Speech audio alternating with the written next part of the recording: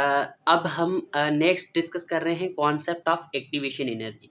अच्छा, हम बात कर रहे हैं कि एंजाइम जो है वो रिएक्शन को प्रोसीड करता है या एक्टिविटी को इंक्रीज़ करता है, रिएक्शन को जल्दी करवा देता है, ठीक है? लेकिन मेन रीज़न ये है कि भई ये कैसे करता है, ये प्रोसेस जो है वो कैसे होता है? तो हम देखते हैं कि भई देखिए ये क्या है, सबस्ट्रेट, इसको हम बोलते हैं सबस्ट्रेट। जिसके ऊपर एंजाइम रिएक्ट करेगा उसको हम नाम क्या देंगे? सबस्ट्रेट। अब जो सबस्ट्रेट है उसको कन्वर्ट होना है प्रोडक्ट के अंदर, बेसिकली वही रिएक्शन होता है, ठीक है? सबस्ट्रेट जब प्रोडक्ट के अंदर कन्वर्ट हो जाती है उसी को ही हम क्या बोलते हैं? रिएक्शन बोलते हैं।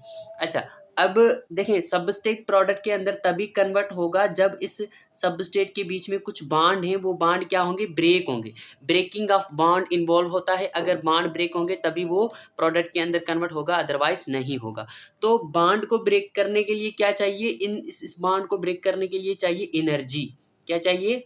एनर्जी। अब अगर एंजाइम नहीं है तो ये एनर्जी डेफ़िनेटली सेल को ही देनी है। अब ये एनर्जी जो है एटीपी के फॉर्म में या किसी और फॉर्म में सेल क्या करेगा? सेल जो है वो एनर्जी प्रोवाइड करेगा। क्या करेगा? सेल एनर्जी प्रोवाइड करेगा और ये जो सबस्ट्रेट है इसके बीच में बॉन्ड ब्रेक होगा और कन्वर्ट हो जाएगी किसके अंदर? ये प्रोडक्ट के अंदर कन्वर्ट हो जाएगी, ठीक है?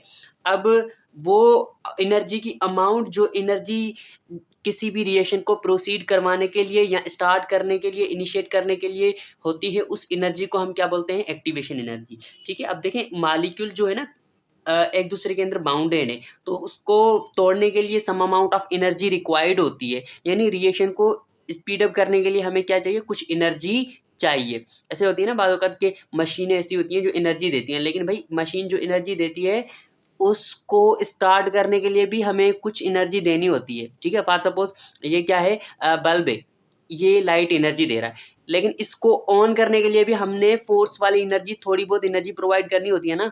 तो जो एनर्जी रिएक्शन को प्रोसीड करवाती है, स्टार्ट करवाती है, इनिशिएट करवाती है, उस एनर्जी को हम क्या बोलते हैं? Activation energy. The minimum amount of energy required to start और initiate a chemical reaction is called as activation energy or energy of activation। Activation energy या एनर्जी ऑफ एक्टिवेशन का नाम देते हैं, ठीक है? तो अब अगर सेल नहीं, फॉर सपोज एंजाइम नहीं है, ठीक है? अगर एंजाइम नहीं है तो ये जो रिएक्शन होगा, ये जो बॉन्ड का ब्रेक होना होगा, इसके लिए एनर्जी कौन प्रोवाइड करेगा? सेल एनर्जी प्रोवाइड करेगा। यानी सेल को बहुत ज़्यादा अ लॉट ऑफ एनर्जी क्या करनी होगी? मच एनर्जी यूज़ करनी होगी इसको प्रोडक्ट के अंदर कन्वर्ट करने के अंदर, ठीक है? यहाँ पे क्या है? No enzyme, no enzyme. अगर एंजाइम नहीं है तो सेल आहिस्ता-आहिस्ता बॉन्ड को क्या करेगा? पहले इस बॉन्ड को ब्रेक करेगा, फिर इस बॉन्ड को, फिर इस बॉन्ड को, सारे बॉन्ड ब्रेक होंगे तभी जाके प्रोडक्ट के अंदर क्या होगी? कन्वर्जन होगी। ये एनर्जी कौन यूज़ कर रहा है? सेल यूज़ कर रहा है, और कितनी यूज़ कर रहा है? बहुत ही ज़्यादा एनर्जी यूज़ कर रहा है। अब हम देखते हैं कि एक प्रोसेस ऐसा है जिसके अंदर जो है ना एंजाइम प्रेज़ेंट होता है। क्या प्रेज़ेंट होता है?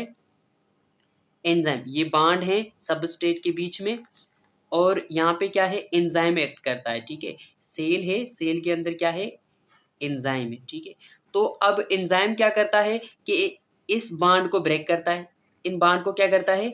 ब्रेक कर देता है। अच्छा, अब जो काम सेल की एनर्जी ने करना था, सेल ने करना था, वो काम एंजाइम ने कर दिया है। तो एंजाइम क्या करेगा? जल्दी-जल्दी इन बॉन्ड से रिएक्ट करेगा, इन मॉलिक्यूल से रिएक्ट करके इनके बीच में बॉन्ड जो होगा वो ब्रेक कर देगा, तो जल्दी-जल्दी ये मॉलिक्यूल कन्वर्ट हो जाएँगे प्रोडक्ट के अंदर। यानी जल्दी क्या बन जाएगी? प्रोडक्ट बन जाएगी। तो इसी तरीके से हम कहते हैं कि भई एंजाइम जो है रिएक्शन को क्या करता है? स्पीड अप करता है। क्या करता है?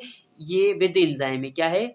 यहाँ पे एंजाइम है, तो एंजाइम की वजह से जो रिएक्शन हुआ है वो जल्दी हुआ है, ठीक है? फॉर सपोज़ इसको हम कहते हैं 1 घंटा लगा है, ठीक है? तो इस जगह पे इसको बहुत ही कम टाइम लगेगा, हम इसको 5 मिनट का टाइम देते हैं, ठीक है? 5 मिनट्स लगे हैं।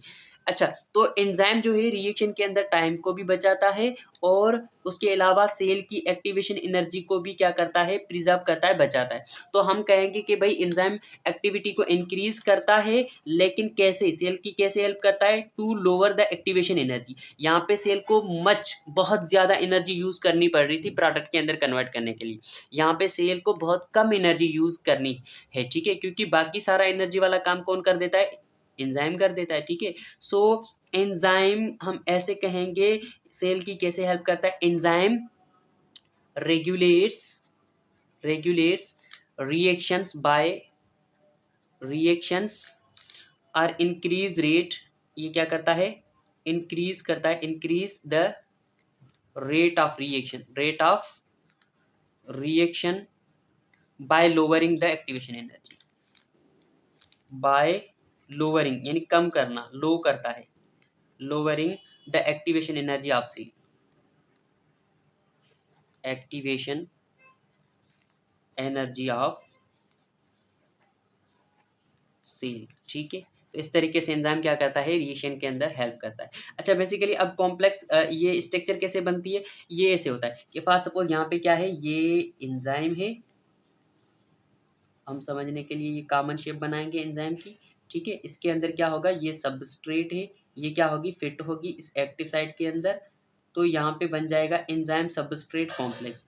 ये एंजाइम था, ये सबस्ट्रेट, तो यहाँ पे हम बोलेंगे ES complex, enzyme substrate complex बनेगा। तो यहाँ पे एक्टिव साइट के जो अमीनो एसिड्स होंगे वो क्या करेंगे, बहुत ही इनके बीच में, सबस्ट्रेट के बीच में जो है बांड को क्या करेंगे, ब्रेक करेंगे।